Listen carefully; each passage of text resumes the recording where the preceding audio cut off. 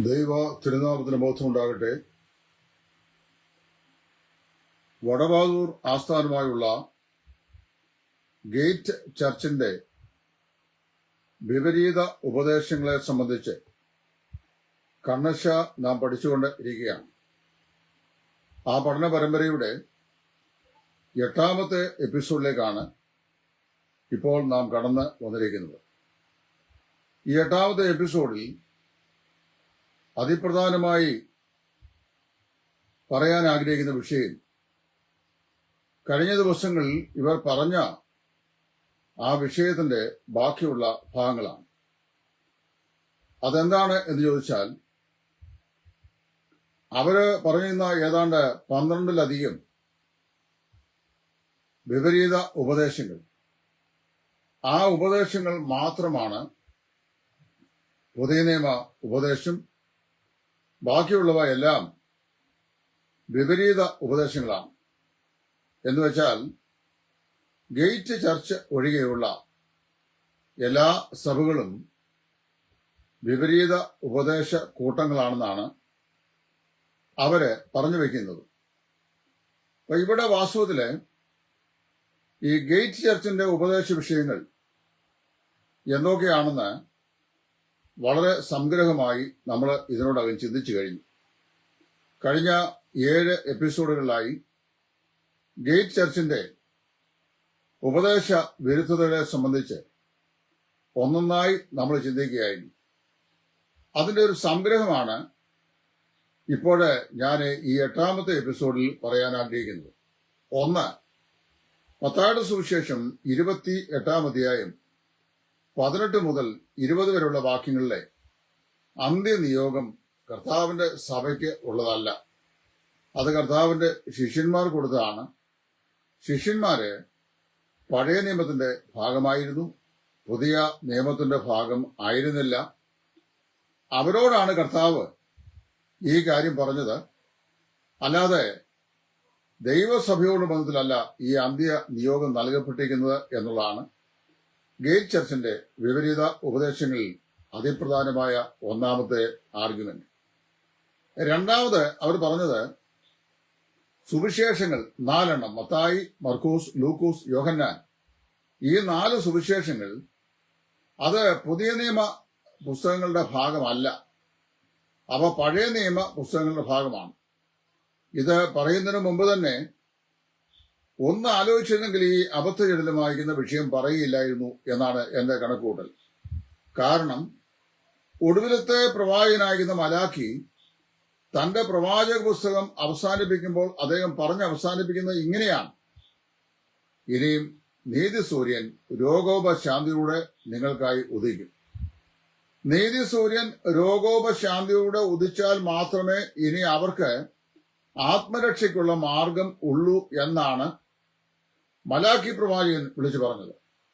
ആ കാര്യം ചരിത്രത്തിൽ നിവർത്തിക്കപ്പെടുവാൻ ഏതാണ്ട് BC 4ാം നൂറ്റാണ്ടിന്റെ ആരംഭത്തിൽ അദ്ദേഹം വിളിച്ചു പറഞ്ഞ ഈ കാര്യം നിവർത്തിക്കപ്പെടുന്നത് കർത്താവായ യേശു ക്രിസ്തുവിന്റെ ഭൂമിയിലേക്കുള്ള അവതാരത്തോട് ബന്ധപ്പെട്ടാണ്.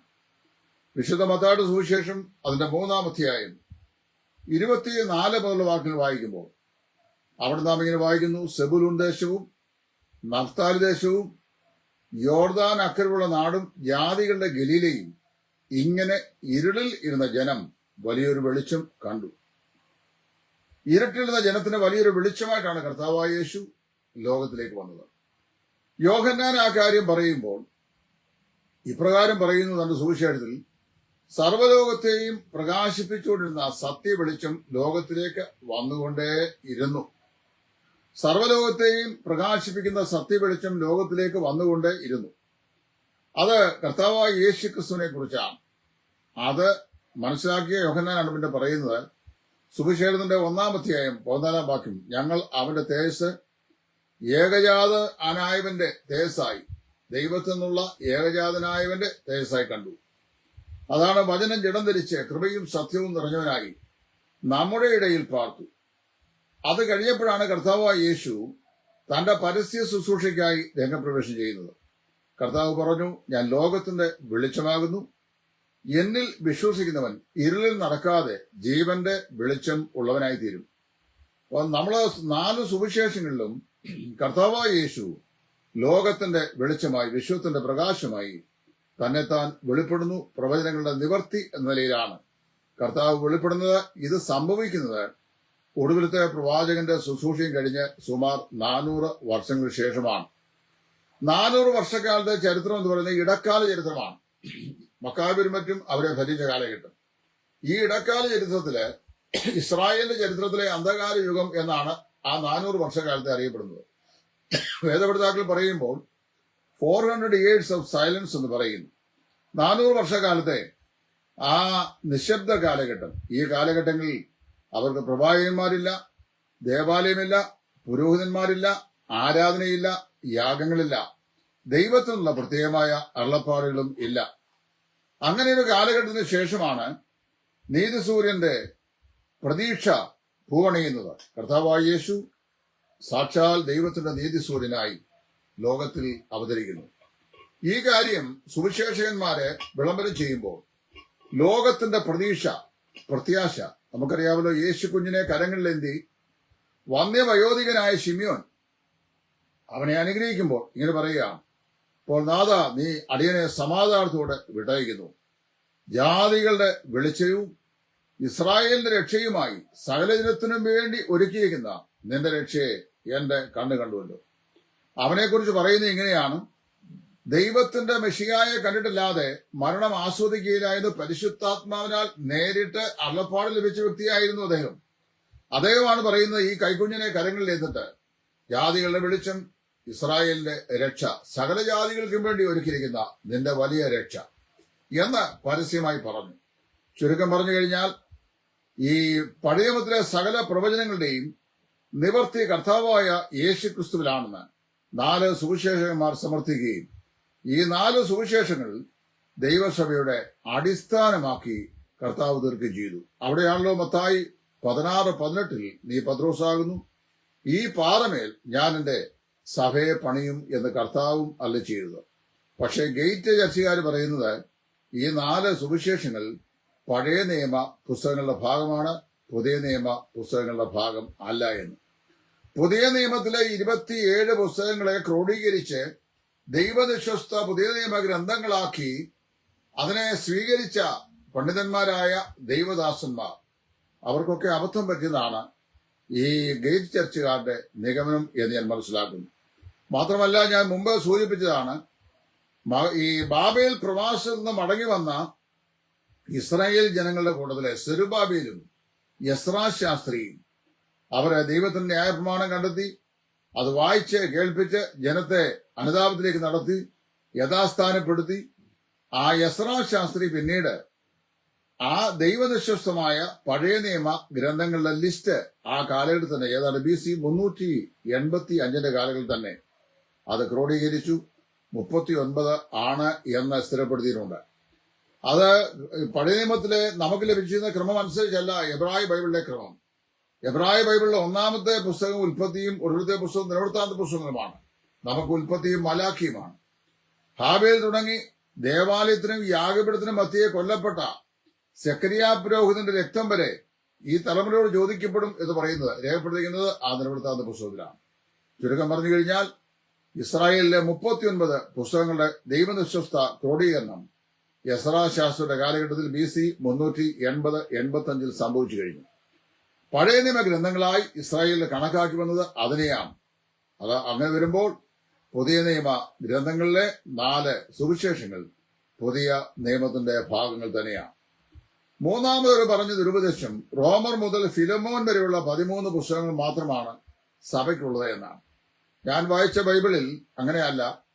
റോമർ തുടങ്ങി യൂദ വരെയുള്ള 21 ലേഖനങ്ങൾ, അതാണ് ദൈവസഭയുടെ ഉപദേശ ഗ്രന്ഥങ്ങളായി കാണുന്നത്. അതിലെ ഇടയ ലേഖനങ്ങളുണ്ട്, കാരാഗ്രഹ ലേഖനങ്ങളുണ്ട്, മറ്റു പല ലേഖനങ്ങളും നമുക്ക് നൽകപ്പെട്ടിട്ടുണ്ട്. അവയെല്ലാം ദൈവസഭയ്ക്ക് നൽകപ്പെട്ടിരിക്കുന്നതാണ്.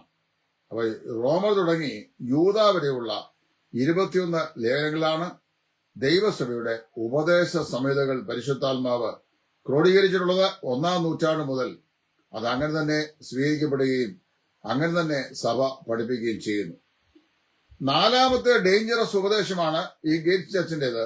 രക്ഷിക്കപ്പെട്ടവർ സ്നാനപ്പെടേണ്ട, സ്നാനം സഭയ്ക്കുള്ളതേ അല്ല എന്ന്. വിശുദ്ധ വേദപുസ്തകം പറയുന്നു, അവന്റെ വാക്ക് കൈക്കൊണ്ടവർ സ്നാനമേറ്റുവെന്ന്.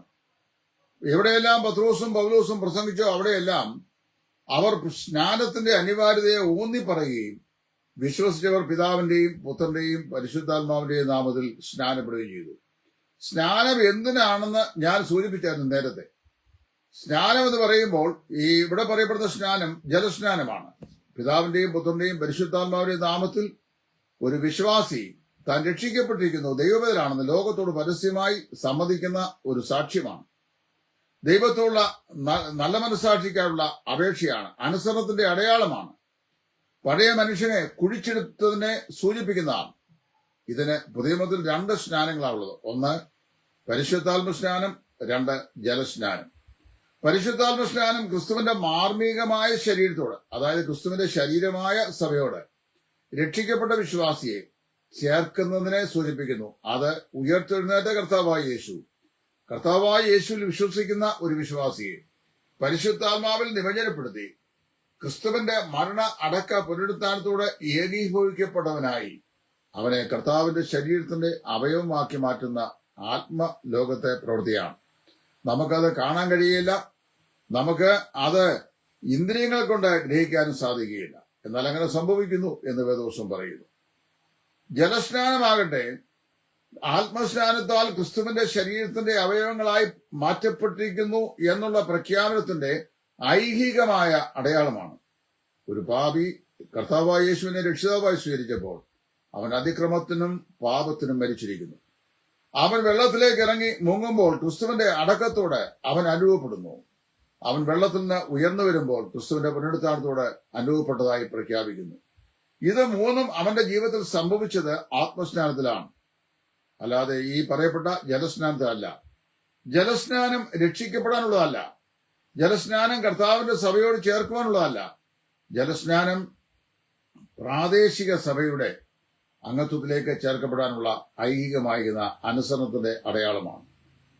ആത്മസ്നാനത്താൽ ആത്മശരീരത്തിന്റെ അംഗങ്ങളായ ആളുകൾ ജലസ്നാനത്താൽ ഒരു പ്രാദേശിക കൂടിവരവിന്റെ അംഗത്വത്തിലേക്ക് പ്രവേശിക്കപ്പെടുന്നു. ഇനി 5ാമത്തെ ദുരുപദേശം പറഞ്ഞത് യേശുക്രിസ്തു ഭൂമിയിൽ വന്നത് യഹൂദന് വേണ്ടി മാത്രമാണ് എന്നാണ്.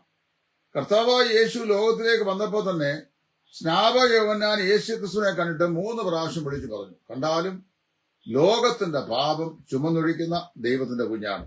കണ്ടാലും യഹൂദന്മാരുടെ പാപം ഒഴിക്കുന്നവരെന്നല്ല, ലോകത്തിന്റെ, അവൻ സർവ്വലോകത്തിന്റെയും പാപങ്ങൾക്ക് പ്രായശ്ചിത്തമാകുന്നു എന്ന് യോഹന്നാൻ തന്റെ ലേഖനത്തിൽ പറയുന്നു. അവൻ ഒരിക്കൽ എന്നേക്കുമായി കഴിച്ച ശരീരയാഗത്താൽ എന്നേക്കുമുള്ള വീണ്ടെടുപ്പ് സാധിപ്പിച്ചിരിക്കുന്നു എന്ന് പറയുന്ന ദൈവം എബ്രായരിൽ അങ്ങനെ തന്നെ പറയുകയാണ്, ഇനി പാപങ്ങൾക്ക് വേണ്ടി ഒരു യാഗവും അവശേഷിക്കുന്നില്ല എന്ന്. അപ്പൊ സർവ്വലോകത്തിന്റെയും പാപത്തിന്റെ പരിഹാരത്തിന് വേണ്ടിയുള്ള ഏകയാഗമാണ് കർത്താവായ യേശുക്രിസ്തുവിന്റെ യാഗം. ക്രിസ്തു ഭൂമിയിൽ വന്നത് യഹൂദന് വേണ്ടി മാത്രമല്ല, സർവ്വ പാപികളുടെയും പാപത്തിന്റെ പരിഹാരത്തിന് വേണ്ടിയാണ്. അതുകൊണ്ടാണ് സകല ഭൂസിമാവാസികളുമായുള്ളവരെ എങ്കിലേക്ക് നോക്കി രക്ഷപ്പെട്ടുകൊള്ളുവീൻ, ഞാനല്ലാതെ മറ്റൊരു ദൈവമല്ലോ എന്നും. കർത്താവിന് നാം വിളിച്ചുപേക്ഷിക്കുന്ന ഏവനും, അതായത് യഹൂദനായാലും യവനായാലും അവൻ രക്ഷിക്കപ്പെടുമെന്നും റോമർ 10:14 അപ്പോസ്തലനായ പൗലോസ് വിളിച്ചു പറഞ്ഞു. ഇനി 6ാമതായി പറഞ്ഞത് യേശു ക്രിസ്തു പ്രസംഗിച്ചത് ന്യായപ്രമാണത്തിന്റെ അനുസരണത്തിലൂടെ രക്ഷ നേടുന്നതിനെ കുറിച്ചാണെന്ന്. ന്യായപ്രമാണത്തിന്റെ അനുസരണത്താൽ ഒരു ജഡവും നീതിരിക്കപ്പെടുന്നില്ല എന്നും ന്യായപ്രമാണം ക്രിസ്തുവിലേക്ക് നയിച്ചിരുന്ന ശിശുപാലകൻ, അതായത് സ്കൂൾ മാസ്റ്റർ ആയിരുന്നു എന്നും വളരെ വ്യക്തമായി പൗലോസ് ഗലാത്യരോട് പറഞ്ഞിട്ടുണ്ട്. ന്യായപ്രമാണത്തിന്റെ പ്രവൃത്തിയാലും അനുസരണത്താലും ഒരു മനുഷ്യനും നീതിരിക്കപ്പെടാനോ രക്ഷിക്കപ്പെടാനോ സാധിക്കില്ല. കാരണം അത് ചെയ്യുന്നവൻ അതുമൂലം ജീവിക്കും എന്നാണ് പ്രമാണം. പക്ഷെ അത് മുഴുവൻ ചെയ്യാൻ ആർക്കും സാധിക്കത്തില്ല. അപ്പൊ ഒരു മനുഷ്യന് ന്യായപ്രമാണത്തിന്റെ പ്രവൃത്തിയാൽ നീതിരിക്കപ്പെടാൻ കഴിയാത്തതുകൊണ്ടാണ് വിശ്വാസമല്ല നീതീകരണം കർത്താവ് ഇഫക്റ്റീവ് ആക്കിയത്. യേശു ക്രിസ്തു പ്രസംഗിച്ചത് ന്യായപ്രമാണത്തിന്റെ അനുസരണത്തിലൂടെ രക്ഷ നേടുന്നതിനെ കുറിച്ച് അല്ല, മറിച്ച് ന്യായപ്രമാണത്തിന്റെ നിവർത്തിയിലൂടെ രക്ഷ നേടുന്നതിനെ കുറിച്ചാണ്. എന്നാണ് ന്യായപ്രമാണത്തിന്റെ അനുസരണം എന്ന് പറയുന്നത്? കൊല ചെയ്യരുത്, വ്യഭിചാരം ചെയ്യരുത്, മോഷ്ടിക്കരുത്, പിടിച്ചുപറിക്കരുത്, മോഹിക്കരുത്, ഇങ്ങനെയുള്ള അരുതേ കൽപ്പനകൾ. അത് ചെയ്താണോ ഒരാൾ നിത്യജീവൻ പ്രാപിക്കുന്നത്? അതിൽ കൂടി രക്ഷപ്പെടാൻ കഴിയുകയില്ല. മറിച്ച് ന്യായപ്രമാണത്തിന്റെ നിവൃത്തിയോടുള്ള അനുസരണത്തിലുള്ള ഇതാണ് ന്യായപ്രമാണ നിവൃത്തി. പാപി മരിക്കണം എന്നുള്ളതാണ് ന്യായപ്രമാണത്തിന്റെ റിക്വയർമെന്റ്. അതേസമയത്ത് ദൈവത്തിന്റെ നീതി പറയുന്നു പാപിയെ നീതീകരിക്കണം, അതിനവനെ സ്നേഹിക്കണം. ദൈവത്തിന്റെ ശിക്ഷാകോടതി പറയുന്നു പാപിയെ ശിക്ഷിക്കണം. ദൈവത്തിന്റെ സ്നേഹം നിർബന്ധിക്കുന്നു അവനെ നീതീകരിക്കണം. അപ്പൊ പാപത്തിന് പരിഹാരം വന്നിട്ടില്ലാതെ പാപിയെ നീതീകരിക്കാൻ സാധിക്കില്ല. അതുകൊണ്ട് എന്ത് ചെയ്തു?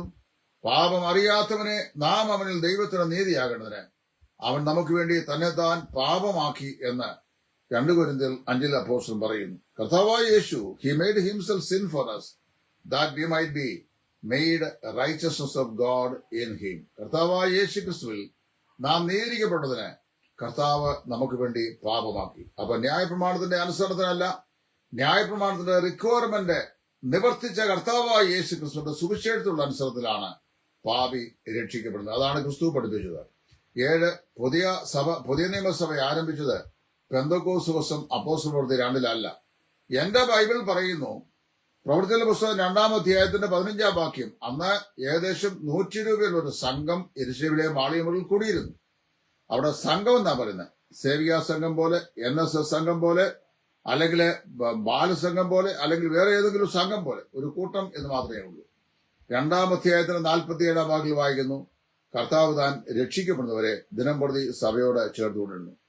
അത് പ്രവൃത്തിയുടെ പുസ്തകം 1-ാം അധ്യായത്തിന്റെ 15-ാം വാക്യത്തിനും 2-ാം അധ്യായത്തിന് 47-ാം വാക്യത്തിന് ഇടയിൽ സംഭവിച്ച ആത്മസ്നാനത്താലാണ് സഭയുണ്ടായത്. അത് പെന്തക്കോസ്ത് നാൾ തന്നെയാണ്. എന്തുകൊണ്ട് പെന്തക്കോസ്ത് നാൾ എന്നതിലേക്ക് 6 തെളിവുകൾ ഞാനൊരു വീഡിയോ നൽകിയിരുന്നു. അതിനൊന്നും മറുപടി അവര് ഇതുവരെ നൽകിയിട്ടില്ല. ഇനി അടുത്ത് പറയുന്ന പ്രവൃത്തി 2:47 കർത്താവ് രക്ഷിക്കുന്നവരെ ദിനം പ്രതി സഭയോട് ചേർത്തുകൊണ്ടിരുന്നു എന്നത് യഹൂദ സഭയോട് ചേർക്കുന്ന കാര്യമാണ്. യഹൂദ സഭ ഇസ്രായേലിന്റെ 12 ഗോത്രങ്ങൾ ചേർന്നാണ്. 12 ഗോത്രങ്ങൾ ചേർന്ന് യഹൂദ സഭയായിരിക്കുമ്പോൾ തന്നെ ഓരോ ഗോത്രവും അതിന്റെ ഗോത്രത്തിന്റെ കൊടിക്കീഴിലാണ് സെപ്പറേറ്റ് ഐഡന്റിറ്റിയിൽ അറിയപ്പെടുന്നത്. യഹൂദാഗ്രഹം യഹൂദാഗ്രഹമായും, അതുപോലെ ലേവ്യാഗ്രഹമായും, ദാൻ ഗോത്രമായും, അങ്ങനെ ബെന്യാമീൻ ഗോത്രമായും അറിയപ്പെട്ടു. 1 എന്ന് പറയുമ്പോൾ തന്നെ അവര് 12 പേരും 12 സ്റ്റാൻസിലാണ് നിന്നിട്ടുള്ളത്. എന്നാൽ പുതിയ നിയമസഭ അങ്ങനെയല്ല. പുതിയ നിയമസഭയിൽ ഒരാൾ രക്ഷിക്കപ്പെട്ടു വന്നു കഴിഞ്ഞാൽ അവിടെ ദാൻ ഗോത്രക്കാരനോ, ബെന്യാമീൻകാരനോ, ഇസ്സാഖാർ ഗോത്രക്കാരനോ, യഹൂദാ ഗോത്രക്കാരനോ, ലേവ്യ ഗോത്രക്കാരനോ വ്യത്യാസമില്ല. യഹൂദനെന്നും യാവനെന്നും വ്യത്യാസമില്ല. എല്ലാവരും ചേർന്ന് ഒരൈഡന്റിറ്റി, സിംഗിൾ ഐഡന്റിറ്റി, കർത്താവിന്റെ ശരീരമായ സഭ. ഈ കാര്യത്തിൽ ഇസ്രായേലിലും പുതിയ നിയമസഭയും വ്യത്യാസപ്പെട്ടിരിക്കുന്നു. പഴയ നിയമസഭയുടെ പിന്തുടർച്ചയല്ല പുതിയ നിയമസഭ. ഇവ രണ്ടും 2 പ്രമാണങ്ങളുടെ സ്ഥാപിതമായിരുന്നു. ഒന്ന് ന്യായപ്രമാണത്തിന്മേലും മറ്റേത് കൃപയുടെയും സത്യത്തിന്റെയും പ്രമാണത്തിലും അടിസ്ഥാനപ്പെട്ടിരിക്കുന്നു. 9-ാമത്തെ ദുരുപദേശം പുതിയ നിയമസഭ ആരംഭിച്ചത് പൗലോസൂടെയാണ്. ഇല്ല, പുതിയ നിയമസഭ ആരംഭിച്ചത് പെന്തക്കോസ്ത് നാളിലാണ്. പരിശുദ്ധാത്മാവിന്റെ ആഗമനത്തോടെയാണ് അത് സമാരംഭിച്ചത് എന്ന് വളരെ വ്യക്തമായി വേദവസ്തം പറയുന്നു. 1 കൊരിന്ത്യർ 12:13 അതിന്റെ തെളിവാണ്. എന്നാൽ പുതിയ നിയമസഭയ്ക്കുള്ള സമ്പൂർണമായ വെളിപ്പാടുകൾ ദൈവം നൽകിയത് അപ്പോസ്തലനായ പൗലോസൂടെയാണ്. അതേ എഫേസ്യ ലേഖനം 3-ാം അധ്യായത്തിൽ പറഞ്ഞിട്ടുണ്ട്, നിങ്ങളെക്കുറിച്ച് ഈ കാലത്തിന്റെ വ്യവസ്ഥിതിക്കായി എനിക്ക് നൽകപ്പെട്ട വെളിപ്പാടനുസരിച്ച് ഒരു മർമ്മം അറിയായി വന്നു. അതിപ്പോൾ തന്റെ വിശുദ്ധ അപ്പോസ്തലന്മാർക്കും പ്രവാചകന്മാർക്കും പരിശുദ്ധാത്മാവിനാൽ വെളിപ്പെട്ട് കിട്ടിയതുപോലെ പൂർവ്വകാലങ്ങളിൽ വെളിപ്പെട്ടിരുന്നില്ല എന്ന് പറയും. അത് ദൈവസഭയുടെ സമ്പൂർണമായ വെളിപ്പാട് അപ്പോസ്തലനായ പൗലോസൂടെയാണ് കർത്താവ് നൽകിയത്. എന്നാൽ സഭ ആരംഭിച്ചത് പെന്തക്കോസ്ത് നാളിലാണ്. 10-ാമത്തെ ദുരുപദേശം ആദ്യത്തെ ക്രിസ്ത്യാനി പൗലോസാണ്. അല്ല, ആദ്യത്തെ ക്രിസ്ത്യാനി കർത്താവിന്റെ 12 ശിഷ്യന്മാരും ആ ശിഷ്യന്മാരോടുകൂടെ യെരൂശലേമിലെ മാളികമുറിയിൽ പരിശുദ്ധാത്മാവിന്റെ ആഗമനത്തിനു വേണ്ടി കാത്തിരുന്നവരുമായിട്ടുള്ള 120 പേരുള്ള സംഘമാണ്. അവരുടെ മേലാണ് പരിശുദ്ധാത്മാവ് വന്നത്. അവരെയാണ് പരിശുദ്ധാത്മാവ് സ്നാനപ്പെടുത്തിയത്. അവിടെയാണ് ക്രിസ്ത്യാനിറ്റി ആരംഭിക്കുന്നത്. അവിടെയാണ് ക്രിസ്തീയ വിശ്വാസികൾ ആരംഭിക്കുന്നത്. എന്നാൽ ക്രിസ്ത്യാനികൾ എന്ന പേര് ഈ ദൈവമക്കൾക്ക് ലഭിച്ചത് പ്രവൃത്തിയുടെ പുസ്തകം അതിന്റെ 13-ാം അധ്യായം മുതലാണ്. അന്ത്യോക്യയിലെ സഭയോട് വായിക്കുമ്പോൾ വിശ്വസിച്ചവർക്ക് ക്രിസ്ത്യാനികൾ എന്ന് പേർ വിളിക്കപ്പെട്ടു. അത് നാട്ടുകാർ വിളിച്ച പേരാണ്. അവരെ വിളിച്ച പേരാണ് ക്രിസ്ത്യാനികൾ, ക്രിസ്തുവിനെ അനുഗമിക്കുന്നവർ എന്നുള്ള നിലയിൽ. അവരാണ് ക്രിസ്ത്യാനികൾ. അല്ലാതെ ക്രിസ്ത്യാനികൾ എന്ന് സ്വയം അവർ പേരെടുത്തവരല്ല. പരിശുദ്ധാത്മാവിന്റെ സ്നാനത്താൽ പെന്തിക്കോസ് നാളിൽ രൂപീകൃതമായ ദൈവസഭയിൽ അംഗങ്ങളായി വന്ന ആദ്യത്തെ 120 പേരങ്ങൾ അവരാണ് ആദ്യത്തെ ക്രിസ്ത്യാനികൾ. അവരോട് ചേർന്ന് പത്രോസിന്റെ പെന്തക്കോസ്ത് നാളിലെ പ്രസംഗത്തിന്റെ ഫലമായി സ്നാനപ്പെട്ട് മുമ്പോട്ട് വന്ന 3000 പേർ. അടുത്ത അധ്യായം വായിക്കുമ്പോൾ പുരുഷന്മാരുടെ എണ്ണം തന്നെ 4000 അധികം. അവരാണ് ആദിമ ക്രിസ്ത്യാനികൾ. പൗലോസ് അല്ല ആദ്യത്തെ ക്രിസ്ത്യാനി. പൗലോസ് രക്ഷിക്കപ്പെടുന്നത് ദമസ്കോസിൽ വെച്ചാണ്. പ്രവർത്തന പുസ്തകം 9-ാം അധ്യായം, അത് 9-ാം അധ്യായം, 22-ാം അധ്യായം, 26-ാം അധ്യായം, ഈ 3 അധ്യായങ്ങളിൽ പൗലോസിന്റെ മാനസാന്തര വിവരണം നൽകിയിട്ടുണ്ട്. 9-ാം അധ്യായത്തിൽ ലൂക്കോസ് ആ കാര്യം ചരിത്രപരമായി രേഖപ്പെടുന്നു. 22-ാം അധ്യായത്തിൽ പൗലോസ് തന്റെ മാനസാന്തര വൃത്താന്തം സ്വജനമായ ഇസ്രായേലിനെ അറിയിക്കുന്നു. 26-ൽ അഗ്രിപ്പ മഹാരാജാവിന് മുമ്പാകെ തന്റെ മാനസാന്തര വിവരണം അദ്ദേഹം നൽകുന്നു. ആദ്യത്തെ ക്രിസ്ത്യാനി പൗലോസ് അല്ല. പൗലോസ് ഇവരെല്ലാം ക്രിസ്ത്യാനികളായ ശേഷം ദമസ്കോസിന്റെ പടിവാതിൽ വെച്ച് അവരെ കർത്താവിനെ സ്വീകരിച്ചവരാണ്. ക്രിസ്തു വിശ്വാസികളെയും ശിഷ്യന്മാരെയും കൊന്നൊടുക്കാൻ വേണ്ടിയാണല്ലോ അദ്ദേഹം അങ്ങോട്ട് പോയത്. അപ്പൊ അതിനു മുമ്പ് തന്നെ ക്രിസ്ത്യാനികൾ ഉണ്ടെന്നാണ് അതിന് തെളിവ്. പക്ഷെ ഇത് മനസ്സിലാക്കുവാൻ ഗേറ്റ് ചർച്ചുകാരുടെ തലയ്ക്കകത്ത് ട്യൂബ് കത്തേണ്ടത് വളരെ ആവശ്യമായിട്ടിരിക്കുന്നു. ഇനി അടുത്തത് 11-ാമത്തെ ഉപദേശം. പൗലോസ് പ്രസംഗിച്ച സുവിശേഷവും പത്രോസ്, യോഹന്നാൻ, പീലിപ്പോസ് തുടങ്ങിയവർ പ്രസംഗിച്ച സുവിശേഷവും വ്യത്യസ്ത സുവിശേഷങ്ങളാണ്. ഏറ്റവും ഗുരുതരമായ ഉപദേശങ്ങളിൽ ഒന്നാണ് അത്. പത്രോസും പൗലോസും യോഹന്നാനും പീലിപ്പോസും പ്രസംഗിച്ച സുവിശേഷം കൃപയുടെ സുവിശേഷമാണ്. പത്രോസ് പറഞ്ഞ ആകിയാൽ അറിയായ്മയുടെ കാലങ്ങളെ ഇപ്പോൾ ഗണ്യമാക്കാതെ എല്ലായിടത്തും എല്ലാവരും മാനസാന്തരം പെടണമെന്ന് ദൈവം മനുഷ്യനോട് കൽപ്പിക്കുന്നു. അതാണ് കൃപയുടെ സുവിശേഷം. പെന്തക്കോസ്തിൽ അദ്ദേഹം പ്രസംഗിച്ചത് അതാണ്. പൗലോസ് പ്രസംഗിച്ചതും അത് തന്നെയാണ്. താൻ കൊടുത്തിൽ ചെന്നു, യഹൂദന്മാർ അടയാളം അന്വേഷിക്കുന്നു, യവനായർ ദർശനങ്ങളെ ദർശിക്കുന്നു, ഞങ്ങളോ ക്രൂശിക്കപ്പെട്ട ക്രിസ്തുവിനെ പ്രസംഗിക്കുന്നു. യഹൂദന്മാർക്ക് ഭോഷത്വമെങ്കിലും ജാതികൾക്ക് ഇടർച്ചയെങ്കിലും വിശ്വസിക്കുന്നവർക്ക് ദൈവശക്തിയായ ക്രിസ്തുവിനെ തന്നെ അത് ആണ് പ്രസംഗിച്ചത്. യഹൂദന്മാർക്കും യവനന്മാർക്കും രക്ഷിക്കപ്പെടുവാനുള്ള ഏകമാർഗം സുവിശേഷം. അത് പത്രോസ് യെരുശലേമിലും യഹൂദിയായിലും, യോഹന്നാന് യെരുശലേമിലും ആസിയൻ പ്രദേശങ്ങളിലും, അതുപോലെ തന്നെ ഫിലിപ്പോസ് ശമരിയയിലും, പൗലോസ് അപ്പോസ്തലൻ ഭൂമിയുടെ അറ്റത്തോളവും പ്രസംഗിച്ചു. അപ്പോൾ ആ സുവിശേഷമെല്ലാം കൃപയുടെ സുവിശേഷമായിരുന്നു. കർത്താവായ യേശു ക്രിസ്തുവിന്റെ ക്രൂശിലെ ബലിമരണത്തിലും അവിടുത്തെ പുനരുത്ഥാനത്തിലും വിശ്വസിക്കുന്ന ഏവനും കൃപയാൽ രക്ഷിക്കപ്പെടുന്നുള്ള സുവിശേഷമാണ് പത്രോസും യോഹന്നാനും ഫിലിപ്പോസും പൗലോസും പ്രസംഗിച്ചത്. പക്ഷേ ഗേറ്റ് ചർച്ചുകാരൻ പറയുന്നത് ഇവര് 4 പേരും പ്രസംഗിച്ച 4 വ്യത്യസ്ത സുവിശേഷങ്ങളാണ്. അപ്പൊ ഈ സുവിശേഷം പ്രസംഗിച്ച അപ്പോസ്തലന്മാര് പൊട്ടക്കണ്ണൻ ആനയെ കാണാൻ പോയതുപോലെയാണെന്നാണ് ഈ ഗേറ്റ് ചർച്ചുകാരന്റെ അനുമാനം. പണ്ട് അന്ധന്മാർ ആനയെ കാണാൻ പോയൊരു കഥ നമ്മൾ കേട്ടിട്ടുണ്ടല്ലോ.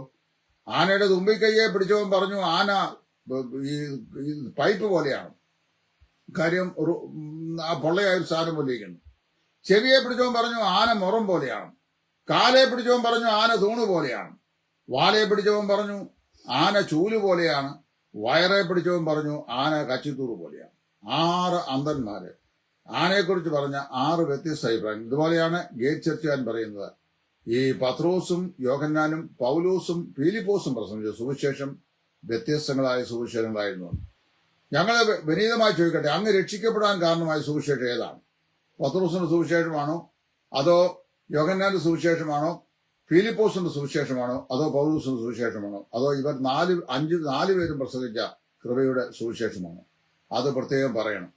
അടുത്ത 12-ാമത്തെ ദുരുദ്ദേശം, ഞാൻ എന്റെ സഭയെ പണിയും. മത്തായി 16 പണിയത് യഹൂദ സഭ പണിയുന്ന കാര്യമാണ്. യഹൂദ സഭയ്ക്ക് ക്രിസ്തീയ സഭയ്ക്ക് എന്ത് കാര്യം? യഹൂദ സഭയും ക്രിസ്തീയ സഭയും തമ്മിലുള്ള കടലും കടലാടിയും പോലുള്ള അന്തരമുണ്ട്. അത് ക്രിസ്തു സഭയുമായി യാതൊരു ബന്ധവുമില്ല. ക്രിസ്തു സഭ സമ്പൂർണമായും ഒരു പുതിയ നിയമ സൗധവും ഒരു ജീവത് ഘടനയുമാണ്. രക്ഷിക്കപ്പെടുന്നവരെ കർത്താവിന്റെ മാർമിക ശരീരത്തിൽ ക്രിസ്തു എന്ന ശിരസിനോട് ചേർത്ത് പരിശുദ്ധാത്മ സ്നാനത്താൽ ബന്ധിപ്പിച്ച് നിരന്തരമായി പണിതുകൊണ്ടിരിക്കുന്ന ഒരു പുതിയ നിയമ സൗധമാണ് പുതിയ നിയമ സഭ. That has no connection with the Old Testament Israel എന്ന് പ്രത്യേകം മനസ്സിലാക്കുക. പിന്നെ 13-ാമത്തെയാണ് ഏറ്റവും വലിയ ന്യായവിധി. ഗേറ്റ് ചർച്ച് ഒഴികെയുള്ള എല്ലാ സഭകളും കൾട്ട് സഭകളാണ്. നല്ല കാര്യം ശരിയാണ്. മഞ്ഞപ്പിത്തം പിടിച്ചവന് ബാക്കിയുള്ള എല്ലാവരെയും കണ്ടപ്പോൾ അവരെല്ലാം മഞ്ഞിച്ചിരിക്കുന്നതുകൊണ്ട് അവർക്കെല്ലാം മഞ്ഞപ്പിത്തമാണെന്ന് പറഞ്ഞു. ഇതാണ് ഇതിനുള്ള മറുപടി. ഞാൻ ഗേറ്റ് ചേർച്ചിന്റെ ശുശ്രൂഷനോട് തന്നെയാ പറയുന്നത്. മഞ്ഞപ്പിത്തം ബാധിച്ചവനെ അവന്റെ കണ്ണിൽ കൂടെ മറ്റുള്ളവരെ നോക്കിയപ്പോൾ എല്ലാവരും മഞ്ഞിച്ചിരിക്കുന്നു. അപ്പം അദ്ദേഹം പറഞ്ഞു, എല്ലാവരും മഞ്ഞപ്പിത്ത ബാധിതരാണ്, ഞങ്ങൾ മാത്രം ആരാണ്? ഞങ്ങൾ മാത്രം ഇത് ഈ യഥാർത്ഥ സഭയാണ്. ഇപ്പൊ ഈ മോഡേൺ ചർച്ചസിൽ ഞാൻ ലജ്ജ കൂടാതെ പറയട്ടെ, ഇന്ന് കാണപ്പെടുന്ന ഈ നവയുഗ സഭകളിലെ നമ്പർ 1 കൾട്ട് ചർച്ചാണ് ഈ പറയപ്പെട്ട ഗേറ്റ് ചർച്ച്. അതല്ലെങ്കിൽ ഗേറ്റ് ചർച്ചിന്റെ ശുശ്രൂഷകന്മാരായ ആളിൽ ഒരു ഓപ്പൺ സംവാദത്തിന് ഞങ്ങളെ വിളിക്കട്ടെ, എന്നെ വിളിക്കട്ടെ. ഞങ്ങളെന്ന് പറയാൻ എന്റെ കൂടെ ഇപ്പൊ ആരുമില്ല. എന്റെ കൂടെ ആകെ ഉള്ളത് കർത്താവും പരിശുദ്ധാത്മാവും ഞാനുമാണ്. വേറെ ആരും എന്റെ കൂടെ ഇല്ല. കാര്യം ഞാൻ അങ്ങനെ പൊതുവിന്റെ ഒരു ശുശ്രൂഷകനായിട്ടൊന്നും ഇവിടെ രംഗപ്രവേശം ചെയ്തിട്ടുള്ള ആളല്ല. പക്ഷേ ദുരുപദേശം കണ്ടാൽ ഇന്ദ്രൻ ആകാശത്തുനിന്ന് വന്ന് ഇറങ്ങി പറഞ്ഞാലും ഞാൻ ദൈവവചനം കൊണ്ട് മറുപടി പറയും. ഏറിയ വർഷങ്ങളായി ഇത് പറഞ്ഞുകൊണ്ടിരിക്കുകയാണ്. ഒറ്റപ്പെട്ടവനായിട്ടാണ് നിൽക്കുന്നത്. എന്നാൽ കർത്താവിന്റെ കൂടെ നിൽക്കുന്നതുകൊണ്ട് ദൈവം എന്നെ നിലനിർത്തിക്കൊണ്ട് പോകുന്നു. ഞാനത് പറയും. എനിക്ക് ഗേറ്റ് ചർച്ചിനോടും അതിന്റെ സംവിധാനത്തോടും പ്രവർത്തനത്തോടും ഒന്നും വിരോധമൊന്നുമില്ല. ഞാൻ ഇന്ന് വരെയും ആരുടെയും ശമ്പളക്കാരനായ ശുശ്രൂഷകനല്ല, ഒരു സംഘടനയുടെയും വക്താവല്ല. ഞാൻ നിൽക്കുന്ന ബ്രദറം പ്രസ്ഥാനത്തിന്റെയും ഔദ്യോഗിക വക്താവെന്ന് ഞാൻ ഒരിക്കലും പറഞ്ഞിട്ടില്ല. കാര്യം ഇവിടെ ഔദ്യോഗികമൊന്നുമില്ലല്ലോ. ഞാൻ മാർത്തവമായി നായകനായി വന്ന് എനിക്ക് എന്തോ ഔദ്യോഗികങ്ങളിലൂടെ ഭാവമൊന്നുമില്ല. ഞാൻ ദൈവവചനത്തിന്റെ ഔദ്യോഗികമായ വക്താവാണ്. ദൈവവചനം എന്ത് പറയുന്നു അത് ഞാൻ പറയും. അപ്പൊ ഗേറ്റ് ചർച്ച് ഒഴികെ ബാക്കിയുള്ളതെല്ലാം കൾട്ട് സഭകളാണ്. ശരിയാണ്. മഞ്ഞപ്പിത്തം മുഴുവൻ ബാധിച്ചവൻ ആരെ കണ്ടാലും മഞ്ഞിച്ച് തന്നെ ഇരിക്കും. അതുപോലെ മറ്റുള്ളവരെല്ലാം അങ്ങനെയാണെന്ന് തോന്നുന്നു. ഒരുത്തനെ തന്നെ നനച്ചിരുന്നാൽ വരുന്നവനെല്ലാം അവനും തോന്നും. അതുകൊണ്ട് ഈ 12 വിപരീത ഉപദേശങ്ങളെയും ഈ 8 എപ്പിസോഡുകളിലായി ദൈവവചന അടിസ്ഥാനത്തിലാണ് ഞാൻ കണ്ടിച്ചിരിക്കുന്നത്. ഈ ഖണ്ഡനത്തിന് ഏതെങ്കിലും മറുപടി ദൈവവചനം കൊണ്ട് പറയാറുണ്ടെങ്കിൽ സകർഷം സ്വാഗതം. അല്ലെങ്കിൽ ഒറ്റ മാർഗമേ ഉള്ളൂ. എന്താന്ന് ചോദിച്ചു കഴിഞ്ഞാൽ there is only one alternative. ഞങ്ങൾ പറയുന്ന ഈ സത്യം അംഗീകരിക്കുക. അന്ധമായി വിശ്വാസികൾ ഇതിൽ ഈ പ്രസ്ഥാനത്തിലേക്ക് ധാരാളം ചേക്കേറുന്നു എന്ന് പല ആളുകളും ഈ ദിവസങ്ങൾ തന്നെ റിപ്പോർട്ട് ചെയ്തു. ദയവായി മനസ്സിലാക്കുക, നിങ്ങൾ ഇങ്ങനെയുള്ള വിപരീത ഉപദേശ കൂട്ടങ്ങൾ ചെന്ന് അകപ്പെട്ടു പോയി കഴിഞ്ഞാൽ സാത്താനും കടലും നടുവിലായി അവസരമായി പോകും. കൂണുകൾ പോലെയാണ് ഇന്ന് സഭകൾ ഉണ്ടാകുന്നത്. നവയുഗ സഭകൾ ധാരാളം ഉണ്ടാകുകയാണ്. യങ്സ്റ്റേഴ്സ് ഒക്കെ അതിലേക്ക് അങ്ങ് മാർച്ച് ചെയ്യുക. നല്ലൊരു കാര്യം മനസ്സിലാക്കുക, കർത്താവിന്റെ വരവെങ്കിൽ ഒരു ശേഷിപ്പ് മാത്രമേ ഉണ്ടാവുള്ളൂ. യെശയ്യാപ്രവാചകൻ പറയുമ്പോൾ എന്നാൽ ഒരു ശേഷിപ്പ് ഇസ്രായേൽ ശേഷിച്ചിരിക്കും. അപ്പൊ നിത്യാനന്ദം അവരുടെ തലമേൽ ഇരിക്കും. അവർ സിയോനിൽ കർത്താവിന്റെ സന്നിധിയിൽ എന്നെത്തിച്ചേരും. ഈ കാലഘട്ടത്തിലും ഞാന് എല്ലാവരും രക്ഷിക്കപ്പെട്ടവരാണെന്ന് അവകാശപ്പെടുന്നവരല്ല. രക്ഷിക്കപ്പെട്ടവർക്ക് രക്ഷിക്കപ്പെട്ടവരുടെ സ്വഭാവവും പ്രവൃത്തിയും ഒക്കെ ഉണ്ടാവും. അവർ ദൈവവചനത്തിന്റെ വിപരീതമായ യാതൊരു വിപരീത ഉപദേശങ്ങളെയും സ്വീകരിക്കുകയില്ല. സാഹചര്യത്തിന്റെ സമ്മർദ്ദങ്ങൾ അവരെ തളർത്തിയാലും ഉപദേശത്തിന്റെ നിസ്തുല്യതയിൽ വെള്ളം അവർ ചേർക്കില്ലെന്നാണ് ഞാൻ വിശ്വസിക്കുന്നത്. ഞാനും അങ്ങനെ തന്നെയാണ് നിൽക്കുന്നത്. എത്ര കഠിനമേറിയ പരിശോധനകളും പരീക്ഷകളും ജീവിതത്തിൽ അനുഭവിക്കേണ്ടി വന്നിട്ടുണ്ടെങ്കിലും ഇപ്പോഴും ഉണ്ടെങ്കിലും ഒരു തെല്ലും വിട്ടുവീഴ്ച ഉപദേശ വിഷയത്തിൽ കാണിച്ചിട്ടില്ല. അങ്ങനെ കാണിച്ചാൽ എന്നെ ഒക്കെ കൈ തുറന്ന് സഹായിക്കാൻ കഴിയുന്ന ധാരാളം ആളുകളുണ്ട് എന്നെനിക്ക് നന്നായിട്ട് അറിയാം. പക്ഷേ ഞാൻ അങ്ങനെ ആരെയും പ്രീണനം ചെയ്യാൻ ഇന്നുവരെയും തയ്യാറായിട്ടില്ല. ഗേറ്റ് ചർച്ചക്കാരനല്ല, ഒരു ചർച്ചക്കാരൻ വന്നാലും ഞാൻ വീഴ്ത്തില്ല അങ്ങനെയുള്ള കാര്യങ്ങൾ. അങ്ങനെ ആയിരുന്നെങ്കിൽ ഞാൻ കോളേജിൽ പഠിച്ചിരുന്ന കാലത്ത് മുമ്പ് ഞാൻ വീഡിയോ പറഞ്ഞതാണ്. എന്റെ ഗ്രാജുവേഷൻ സമയത്ത് സഭ മഹാപീഠത്തിലൂടെ കടന്നു പോകുന്ന വിശ്വസിക്കുന്ന ഒരു സായിപ്പ്, അദ്ദേഹം എന്റെ ന്യൂട്രിഷന്റെ വൺ ഓഫ് ദി പ്രൊഫസേഴ്സ് ആയിരുന്നു. അദ്ദേഹം പറഞ്ഞു, അന്നത്തെ കാലത്ത് എനിക്ക് $300 വെച്ച് പ്രതിമാസം സഹായം ചെയ്യാമെന്ന്. പിന്നെ അന്ന് ചേർന്നെങ്കിൽ ഇങ്ങോട്ട് വരുമ്പോൾ കുറെ കൂടി കിട്ടി. 30 രൂപ പ്രതിമാസം തരാനില്ലാത്ത എനിക്ക് $300 കിട്ടിയാൽ വലിയ വൻ തുകയല്ലേ. അത് വാസ്തവത്തിലായിരുന്നു. അപ്പൊ അയാൾ അദ്ദേഹം പറഞ്ഞതറിയാമോ, ഈ ഡോക്ടറിനായിരിക്കണം നമ്മുടെ ഈ ടീച്ചിങ്സ്. സഭ മഹാപീഠത്തിൽ കടന്നു പോകും. അപ്പൊ ഞാൻ അദ്ദേഹത്തോട് പറഞ്ഞു, എന്റെ കർത്താവ് എനിക്ക് പ്രകാശിപ്പിച്ചു തന്നിരിക്കുന്ന ദൈവത്തിന്റെ പ്രകാശനത്തിന് വെളിയിൽ 300 അല്ല $30,000 ചെന്നാലും ഞാൻ പഠിപ്പിക്കുകയില്ല.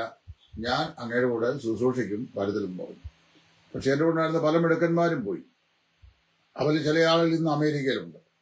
ഈ കഴിഞ്ഞിടയ്ക്ക് എന്നോട് സഹോദരൻ പറഞ്ഞു, വലിയ മസിലിംഗ് ഒന്നും വേണ്ടാതെ ഞങ്ങളുടെ പോകുന്നിരുന്നെങ്കിൽ ഇന്ന് സുഖമായി ജീവിക്കത്തില്ലായിരുന്നോ എന്ന് പറഞ്ഞു. ശരിയാണ്. പിന്തിരിഞ്ഞു നോക്കുമ്പോൾ അതൊക്കെ അബദ്ധമായി പോയി എന്ന് ഇപ്പോഴത്തെ അനുഭവങ്ങൾ ചിലപ്പോൾ തോന്നൽ പിശാച് തന്നേക്കാം. എന്നാൽ ഒരു നിരാശയില്ല. കാരണം അറിയാവോ, വൻ ധനവും അതോടെ കഷ്ടതയുള്ളതിനേക്കാൾ കർത്താവിനോടുള്ളൂ അല്പം ഏറ്റവും ഉത്തമം. ദൈവം തന്ന പ്രകാശത്തിൽ അനുസരണമായി ജീവിക്കുക. ഇവിടെ ആരായിരുന്നു ശരി, ആരായിരുന്നു തെറ്റ് എന്ന് ഇവിടെ തീരുമാനിക്കാൻ പല ആൾക്കാർക്കും സാധിക്കുകയില്ല. എന്നാൽ കർത്താവിന്റെ ന്യായാസനത്തിന് മുമ്പാകെ നിൽക്കുമ്പോൾ ഞാൻ രക്ഷിക്കപ്പെട്ടവനായതുകൊണ്ട് ഞാനും ഉണ്ടായിരിക്കും. അപ്പൊ എന്റെ കൂടെ രക്ഷിക്കപ്പെട്ട ആളിലും വരും. അപ്പൊ അവര് അവിടെ നിൽക്കുമ്പോൾ അവിടെ വെച്ചാണ് ഒരുത്തന്റെ പ്രവൃത്തി തീ കൊണ്ട് കർത്താവ് ശോധന ചെയ്യുമ്പോൾ സത്യം പഠിപ്പിച്ച ഞാൻ ഇവിടെ നിന്നതിനായി തീർന്നെങ്കിൽ എനിക്കിത് കർത്താവിന്റെ സ്ഥലത്ത് പുകഴ്ചയുണ്ടാകുന്ന തികഞ്ഞ ആത്മവിശ്വാസമുണ്ട്. അതുകൊണ്ട് ഞാൻ എന്ത് ചെയ്യുന്നു, ഈ വചനഭാഗത്തിൽ ഒരു വിട്ടുവീഴ്ചയും കൂടാതെ പറയുന്നു. അല്ല, ഗേറ്റ് ചർച്ചയാൽ ചിന്തിക്കുന്നത് അദ്ദേഹം പറഞ്ഞ എനിക്കെതിരെ ഒരു പരമ്പര തന്നെ നടക്കുന്നത്. 52,600-ലധികം സബ്സ്ക്രൈബേഴ്സ് ഉണ്ട് അദ്ദേഹത്തിന്റെ യൂട്യൂബിനകത്ത്. വളരെ കൂടുതൽ ആൾക്കാർ. എന്റെ യൂട്യൂബിൽ ഇത് വേണമെന്നറിയാവോ? ആകെ 1,400 പേര്. അതിനകത്ത് കാണുന്നതെന്ന് അറിയാവോ? 25, 15, 30, 54, 60, ഏറിയാൽ 100, 150. ഞാനത് കൂടുതൽ പ്രൊമോട്ട് ചെയ്യുന്നതില്ല. ഈ ഫേസ്ബുക്ക് 30 ദിവസം കഴിയുമ്പോൾ ഈ മെസ്സേജ് അവർ വാഷ് ഔട്ട് ചെയ്യും. അത് നഷ്ടപ്പെട്ടു പോകാതിരിക്കാൻ ഞാൻ കഷ്ടപ്പെട്ട് മണിക്കൂറുകൾ ചെലവഴിച്ച് ദൈവം പഠിച്ച് പ്രസന്റ് ചെയ്യുന്ന മെസ്സേജ് ആയതുകൊണ്ട് യൂട്യൂബിൽ അപ്ലോഡ് ചെയ്യുന്ന മാത്രമേ ഉള്ളൂ. എന്നാൽ കർത്താവ് മത്തായിയുടെ സുവിശേഷത്തിൽ പറഞ്ഞ വചനം ഞാൻ ഓർക്കുന്നുണ്ട്. നാശത്തിലേക്ക് പോകുന്ന വഴി വിശാലമാകുന്നു, അതിലൂടെ കടക്കുന്നവർ അനേകരാകുന്നു. എന്നാൽ നിത്യജീവനിലേക്കുള്ള വഴി ഇടുക്കവും ഞെരുക്കമുള്ളത്, അതിൽ കൂടി കടക്കുന്നവർ ചുരുക്കവും അത്രേ. അപ്പൊ എന്റെ യൂട്യൂബിൽ 1,400 പേരേ ഉള്ളൂ. കാണുന്നവർ 15, 25, 40, 50 പേരേ ഉള്ളൂ. അത് കാണാൻ വേണ്ടി മാത്രം സമയം ചെലവഴിക്കുന്നവരാ. 52,000 പേര് കണ്ടിട്ട് ഒരു ഗുണവും വരാതിരിക്കുന്നതിനേക്കാൾ നല്ലത് 52 പേര് കണ്ടിട്ട് അതിൽ 5 പേർക്കെങ്കിലും ഗുണം വരുന്നതാണ് എന്നാണ് ഞാൻ മനസ്സിലാക്കുന്നത്. അപ്പൊ ക്വാണ്ടിറ്റി അല്ല, ക്വാളിറ്റിയാണ് ആവശ്യം. ക്വാണ്ടിറ്റി വീർപ്പിച്ച് കാണിക്കുന്നവരായിരുന്നു ഭൂമിയിലുള്ള അനേക ആളുകളും. എനിക്ക് ക്വാണ്ടിറ്റി വീർപ്പിച്ച് ആരെ കാണിക്കാൻ അതിന്റെ ആവശ്യമില്ലല്ലോ. അപ്പൊ അവിടെ 52,600 സബ്സ്ക്രൈബേഴ്സ് ഉള്ള യൂട്യൂബിൽ ഞങ്ങള് രക്തം ഒഴുകേണ്ടി വന്നാലും ഈ സത്യത്തിന് വേണ്ടി നിൽക്കുമെന്ന് പറയുമ്പോൾ ഏത് സത്യമാണെന്നൂടെ പറയണം. ഇങ്ങനെ ഈ 12 വിപരീത ഉപദേശം പഠിപ്പിക്കുന്നതാണോ സത്യം? പൗലോസ് അപ്പോസ്തലൻ പറഞ്ഞ വാക്ക് തന്നെ ഞാൻ പറയട്ടെ. ഞങ്ങൾ മറ്റു ചിലരെ പോലെ വചനത്തിൽ കൂട്ടിച്ചേർക്കുന്നവരല്ല, സത്യവചനത്തെ യഥാർത്ഥമായി പ്രസംഗിച്ചുകൊണ്ട് ലജ്ജിപ്പാൻ സംഗതിയില്ലാത്തവരായി നിൽക്കുന്നു. ഇതാണ് ഞങ്ങളുടെ പ്രത്യേകത. അപ്പൊ ക്വാണ്ടിറ്റി വളരെ കുറവാണ്, എന്നാൽ ക്വാളിറ്റി വളരെ കൂടുതലാണ്. ഏത് ക്വാളിറ്റി? വചനത്തിന്റെ ക്വാളിറ്റി. വചനം പറയുന്നത് ഞങ്ങൾക്ക് വല്ല കുറവുകളൊക്കെ നിങ്ങൾ കണ്ടെത്തിയേക്കാം. ഞങ്ങൾ പൂർണ്ണരാണെന്ന് ഞങ്ങൾ പറയുന്നില്ല. ഒരുപാട് പ്രശ്നങ്ങളും പ്രയാസങ്ങളും ഒക്കെ ഉള്ളവരാണ്. എന്നാൽ ഞങ്ങൾ സംസാരിക്കുന്ന വചനം പൂർണ്ണതയുള്ളതാണ്. അത് തിരുവെഴുത്താണ് അതിന്റെ ആധാരം. അത് ആ നിലയിൽ ഞങ്ങൾ പഠിപ്പിക്കുന്നു. ഞങ്ങൾ ആൾക്കാരെ അത് മനസ്സിലാക്കി കൊടുക്കുന്നു. ഞങ്ങളോട് ഏത് ചോദ്യം ചോദിച്ചാലും ഞങ്ങൾ ഡിസ്റ്റർബ് ആകുന്നില്ല. ഞങ്ങൾ അതിന് വചനം കൊണ്ട് ഉത്തരം പറയുന്നു. എന്നോട് ഒരു ദിവസം എത്ര ആൾക്കാർ ചോദ്യം ചോദിക്കും. എന്റെ വാട്സാപ്പിൽ ചോദിക്കും, ദേവദാസനെ ഇന്ന വിഷയം ഇങ്ങനെയാണ്, ഇന്ന വിഷയം എങ്ങനെയാണ്. ഞാൻ അവർക്കെല്ലാം മറുപടി കൊടുക്കും. അവർ ലേറ്റ് ആയാലും ഞാൻ പറഞ്ഞു കൊടുക്കും. എനിക്ക് യാതൊരു ഈർഷ്യയില്ല. പിന്നെ ഞാൻ പറയുന്നത് മാത്രമാണ് 100% ശരിയെന്ന് അവകാശവാദമില്ല. ദൈവനും ശരിയാണെന്ന് ബോധ്യപ്പെടുത്തിയ കാലം പറഞ്ഞു കൊടുക്കും. ഞാൻ പറഞ്ഞു, ഇങ്ങനെയാണ് പരിശുദ്ധാത്മാവായ ദൈവം എനിക്ക് ബോധ്യപ്പെടുത്തിയിട്ടുള്ളത്, ഞാനത് നിങ്ങൾക്ക് പറഞ്ഞു തരുന്നു. എന്നാൽ നിങ്ങൾക്ക് വേറെ വഴിയായി ചിന്തിച്ചിട്ട് സത്യം അതിൽ കൂടുന്നുണ്ടെങ്കിൽ നിങ്ങൾ അത് അന്വേഷിക്കാം. പക്ഷെ എന്നെ സംബന്ധിച്ച് ഏതൊരു കാര്യവും സ്ഥിരീകരിക്കാൻ ദൈവത്തിന്റെ വചനം കൊണ്ട് തന്നെ സ്ഥിരീകരിക്കണം. അങ്ങനെയാണ് ഞാൻ വിശ്വസിക്കുന്നത് എന്ന് പറയാറുണ്ട്. അതുകൊണ്ട് ഒരിടച്ചയുമില്ല. സംശയമുള്ളവർക്ക് ചോദിക്കാം, ഞങ്ങൾ ഉത്തരം പറയാം. അപ്പൊ അവർ കൊണ്ട് പറഞ്ഞേക്കുന്നുള്ളത് ഗേറ്റ് ചർച്ച് ഒഴികെ മറ്റുള്ള എല്ലാ സഭകളും കൾട്ടുകളാണ്. ശരിയാ, ഞാൻ അങ്ങനെ ഒന്നും ചെയ്തിട്ടില്ല. ഞാൻ മനസ്സിലാക്കുന്നതനുസരിച്ച് ഞാൻ വിശ്വസിക്കുന്നതും ഞാൻ മുറുകെ പിടിക്കുന്നതും എനിക്ക് ഗ്രഹിക്കാൻ കർത്താവ് കൃപ തന്നതും ഞാൻ നിലനിന്നു പോകുന്നതുമായ ഈ സഭാവിഭാഗം പഠിപ്പിക്കുന്ന ഉപദേശമാണ് വചനത്തോട് വിശ്വസ്ത പുലർത്തുന്ന ഉപദേശം എന്നാണ് ഞാൻ ഇതുവരെ പഠിച്ചിട്ടുള്ളത്. ഇനി ആർക്കെങ്കിലും മനഃപൂർവ്വമായി അങ്ങനെയല്ല, വേറെ ചിലതാണ് തോന്നുന്നുണ്ട്, അത് നിങ്ങളുടെ കാര്യം. എന്റെ കാര്യമാണ് ഞാൻ പറഞ്ഞത്. അപ്പൊ ഞാൻ ആരെയും അടിച്ചേൽപ്പിക്കാറില്ല എന്റെ ഉപദേശം. എനിക്ക് പറയാനുള്ള കാര്യം ഞാൻ പറയുന്നു. മനസ്സുള്ളവരും താല്പര്യമുള്ളവരും കേൾക്കുക. ഇനി കേൾക്കാൻ താല്പര്യമില്ലാത്തതും കേൾക്കേ വേണ്ട. ഇപ്പൊ ഒരാൾ ഒരുത്തിനോട് പറഞ്ഞു എന്റെ യൂട്യൂബിലെ മെസ്സേജ് കേൾക്കരുത്. ആർക്ക് ചെയ്യാതെ എനിക്ക് വല്ല പ്രശ്നമുണ്ടോ? കേൾക്കണ്ട. ഞാൻ മണിക്കൂറുകൾ സമയം എടുത്ത് ദൈവനം പഠിക്കുന്നു, അത് പൊതുപ്രവർത്തനം നൽകുന്നു. അതുകൊണ്ടൊക്കെ പ്രയോജനം ചെയ്യുന്ന ധാരാളം ആളുകളുണ്ട്. ഈ കെനിയൻ, ഉഗാണ്ട പ്രദേശങ്ങളൊക്കെയുള്ള ചില മലയാളികൾ, അറേബ്യൻ രാജ്യങ്ങളിലുള്ള ചില മലയാളികൾ, ക്യാമ്പുകളൊക്കെ കഴിയുന്നവർ, പാവപ്പെട്ടവർ. അങ്ങനെ കർത്താവ് അങ്ങനെയാണല്ലോ, വഴിയരികിലും പെരുവഴിയിലും ഒക്കെ ചെന്ന് കണ്ടവരെ അകത്ത് വരാൻ നിർബന്ധിക്കാനാണ് പറഞ്ഞു, രാജാവിന്റെ മകന്റെ കല്യാണ സ്ഥിതിക്ക് വേണ്ടി. അപ്പൊ അതുകൊണ്ട് വലിയ ചായമാർക്ക് അത് വേണ്ട, നല്ല കാര്യം, നിങ്ങൾ സ്വീകരിക്കണ്ട. ഇത് സ്വീകരിക്കുന്ന പാവപ്പെട്ട ധാരാളം ആൾക്കാരുണ്ട്. അവർക്ക് വേണ്ടിയാണ് ഈ ശുശ്രൂഷ ഞാൻ ചെയ്യാൻ ദൈവം എന്നെ പ്രാപ്തിപ്പെടുന്നത്. ഈ ഗേറ്റ് ചർച്ചിന്റെ ഉപദേശ വിരുദ്ധതയിൽ ചെന്ന് ചാടി പിശാചിനും കടലിനും നടുവില് വലയപ്പെടാതിരിക്കാൻ ദൈവകൃപയിൽ നിങ്ങൾ നിങ്ങളെ തന്നെ സൂക്ഷിക്കണം എന്ന് പ്രത്യേകം ഓർപ്പിച്ചുകൊണ്ട് ഈ പ്ലാറ്റ്ഫോമിൽ ഇപ്പോൾ എന്നെ ശ്രദ്ധിച്ച, ഇനിയും ഈ മെസ്സേജ് അപ്ലോഡ് ചെയ്യുമ്പോൾ ശ്രദ്ധിക്കുന്ന എല്ലാ പ്രിയപ്പെട്ടവർക്കും ഒരിക്കൽ കൂടി ദൈവനാമത്തിലുള്ള നന്ദി പ്രകാശിപ്പിച്ചുകൊണ്ട് എന്റെ വാക്കുകൾ നിർത്തുന്നു. ദൈവം എല്ലാവരെയും അനുഗ്രഹിക്കട്ടെ.